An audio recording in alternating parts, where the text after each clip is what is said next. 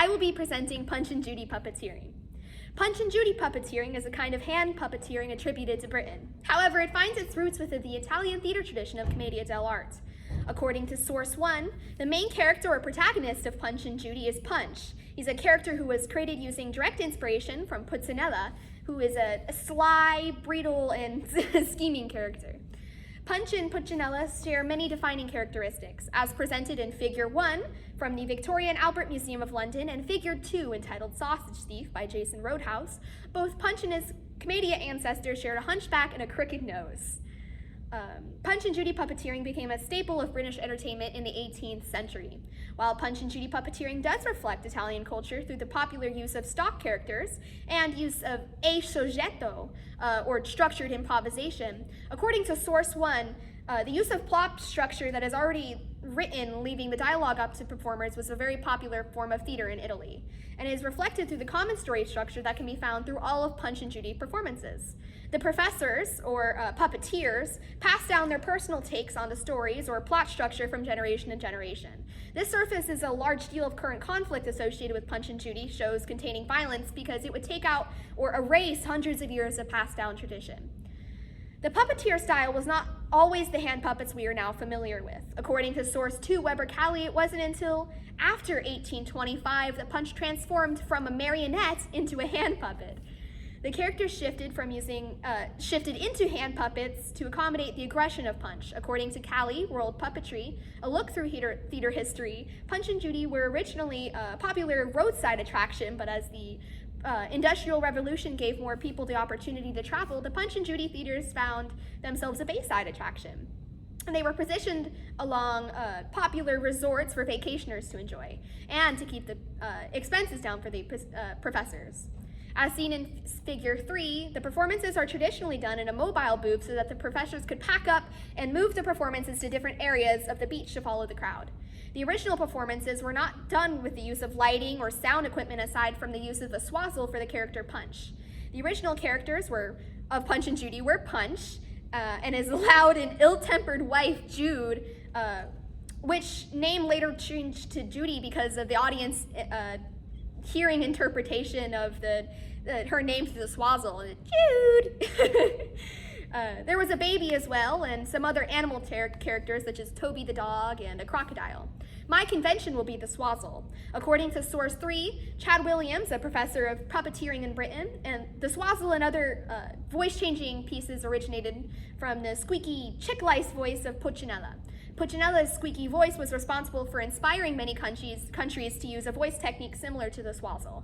According to source 4, the World Encyclopedia of Puppetry Arts, examples of the swazzles and other performances in various countries are the siffette pratique from France, which is made of a vibrating blade of animal skin, bark or wood, placed between two pieces of wood and leather, or even a kind of comb. In source 5, in Iran, the saphir was used, as can be seen in Figure 4.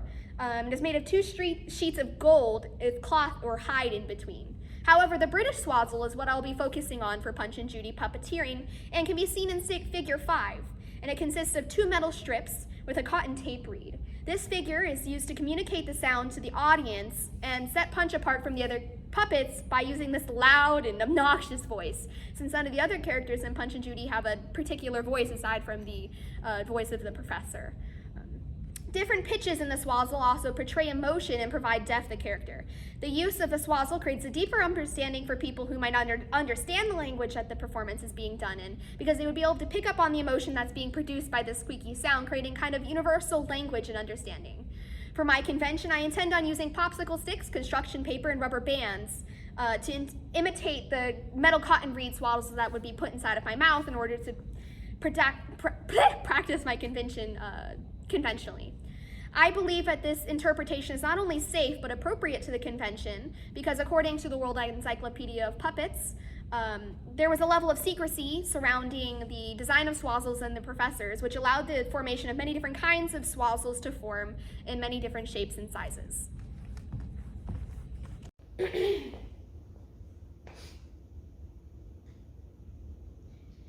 order to explore my convention, I started off following an instruction video on the internet by puppeteer Chad Williams on how to create a swazzle. Oh my God. swazzle using popsicle sticks, construction paper, and rubber bands. Originally, the construction calls for 2 rubber bands, one positioned on either side of the popsicle. But after I was having a lot of difficulty getting my swazzle to make sound, I found it easier to control when I put take the rubber band off of one side. This allowed for more tone variation because I could press my finger along the rubber band and create more tension on the band, creating a higher pitched frequency. I also originally had a lot of difficulty getting any sound out because I had my whole lips parted instead of making the area smaller, controlling where most of the air was going. I practiced tightening my lips into this small circle by blowing through a straw. I watched videos on YouTube about the different uses of blowing through a straw and noticed that many of the structures also hummed through a vocal range, so I tried doing this as well. I learned that this activity was a very common singing warm-up because it allows the participants to see where the different pitches landed in your throat and your mouth, allowing you to make stronger pitches in your singing. However, after practicing this activity several times and switching this technique to try on the swazzle, I had to throw out the practice because it didn't affect the sound that was produced through the swazzle like this. And then it didn't really affect the airflow because the rubber band vibration that's just making the sound is triggered by the airflow, and if I'm making the vibrations in the back of my throat, it doesn't translate.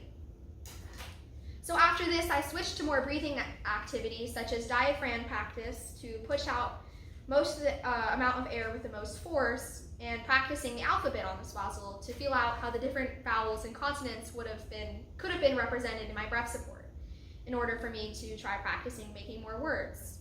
Because my swazzle is not situated on the roof of my mouth, it is incredibly difficult and near impossible to formulate words. So I began focusing on where I could put emphasis in words so that the audience can pick out different things they might recognize, sort of like listening to baby babble. According to Frank Prushan on the World Encyclopedia of Puppetry Arts, puppeteers are constantly, quote, engaging in experimentation and innovation through their successes and failures and the benefit of knowledge accumulated by their predecessors so that they learn more about the power of language and speech and how to distort it. With this knowledge, I began to approach a script entitled The Tragical Comedy or Comical Tragedy of Punch and Judy from 1832. Originally, I really wanted to do the part of the third scene where Punch throws the baby out of the window for having a stomach ache, but this would have required me to do a long monologue with larger words like squalling and horrid wretch, which have been very difficult for the audience to pick out. So I decided to do the scene where Punch is responding to his dog Toby for biting his nose. First I will speak the lines so you'll have an understanding of what I'm going to say, then I will speak them through the swazzle. Poor Toby. Toby, you're one nasty dog. Get away with you. Wow, wow, wow, says the dog Toby. Oh dear, my nose, my poor nose, my beautiful nose. Get away, you nasty dog. I tell your master. Oh dear, Judy, my dear. And then I will do the swazzle.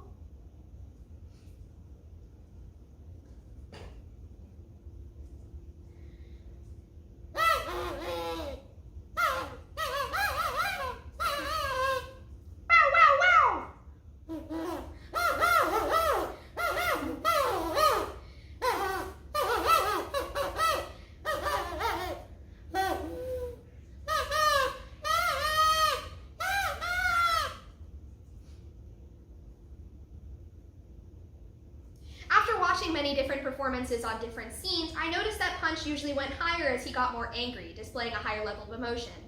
So I experimented with that after the dog tries to bite down on his nose. I also tried pulling out the ending of Judy's name to get that really annoying whiny effect that had originally caused Judy's name to be changed from Jude in the first place.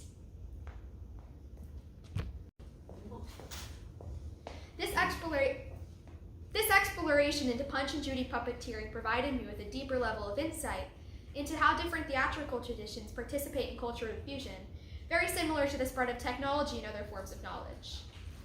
I already had a deep respect for the tradition of commedia dell'arte from Italy, So learning that it had become so deeply rooted in traditions of other cultures through their utilization and creation of many different forms of stock characters was a very informative and excellent experience for me. Exploring Punch and Judy puppeteering contributed to my development as a performer because I feel more comfortable taking what I know from different traditions and applying them to performances that I would normally think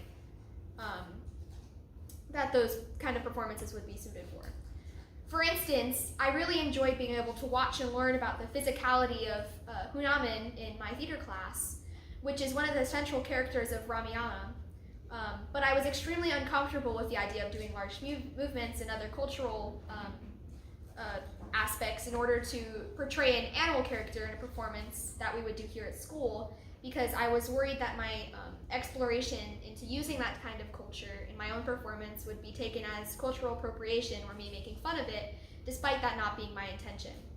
However, seeing how different references to other cultures were able to easily blend into performances taught me that it was not only okay to make connections to other cultural performances, but often makes the performance more enjoyable and unique.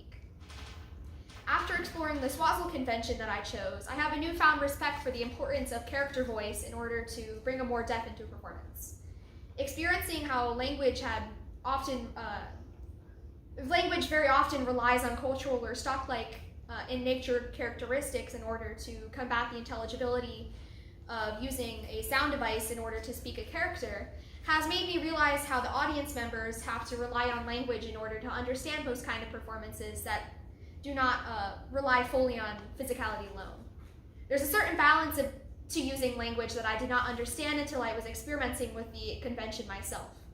Very similar to how it is difficult to understand a person's emotion through text because you do not understand the tone of voice, language in theater is the same way. Language allows for the audience to cross a bridge between visualization and understanding. For instance, when we were doing Shakespeare's Twelfth Night, we were told to look up any words that we didn't understand so that we would be able to speak lines in a way that sounded natural to us. I now understand that this is because emotion that travels through our words provides the understanding of what's happening in a performance. Without any prior introduction into Elizabethan language, it is very difficult for an audience member to follow through what's happening in a Shakespearean play.